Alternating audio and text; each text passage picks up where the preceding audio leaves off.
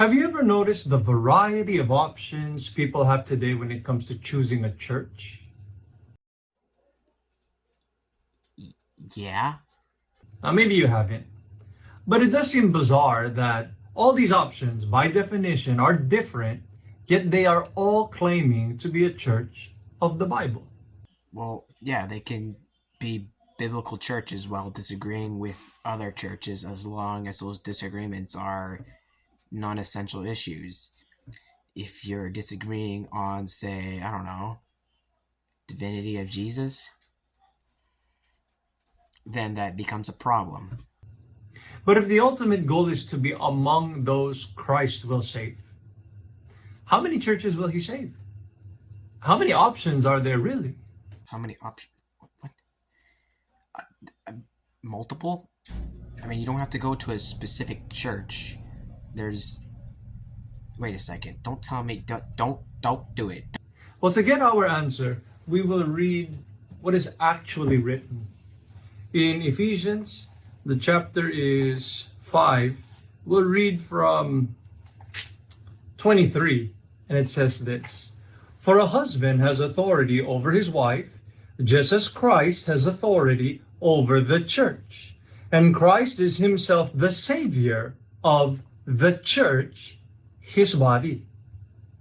The Bible is the one that tells us that Christ is the Savior of his body, only one.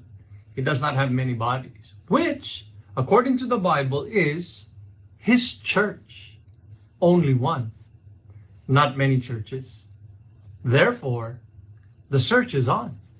Which is the church that the Bible is mentioning that Christ will save? That is what everyone should be searching for. And that is our message for today. You did it. You did it. Okay. So here's like many issues with what you said. You see, Paul is writing this letter to a church which more than likely has ceased. He says there's saints in that church. Book of Philippians. Paul writes to people from another church. He says that there are saints there as well.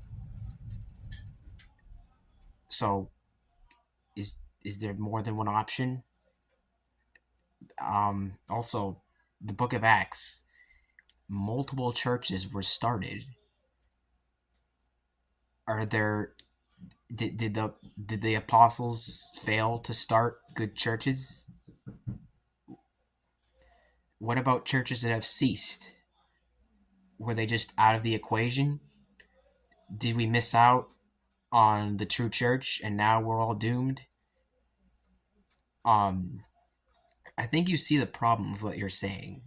Or I don't know, you're probably not watching this, but there just can't be one singular physical church that's the right place.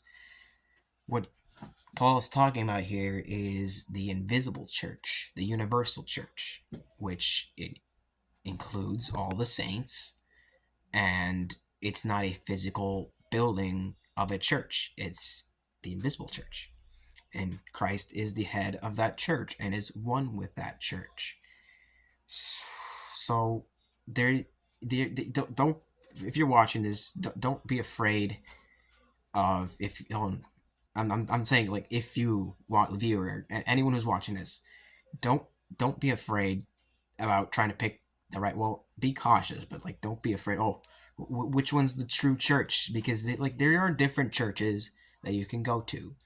Obviously, there's the problem of where you live. You're not just gonna be discovering internet. Well, which church is it? And then you're just gonna move to another country or state or whatever to go to that church. That does seem a little odd.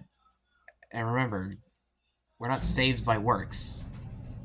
That is a work to travel to a place to be a member of a specific church.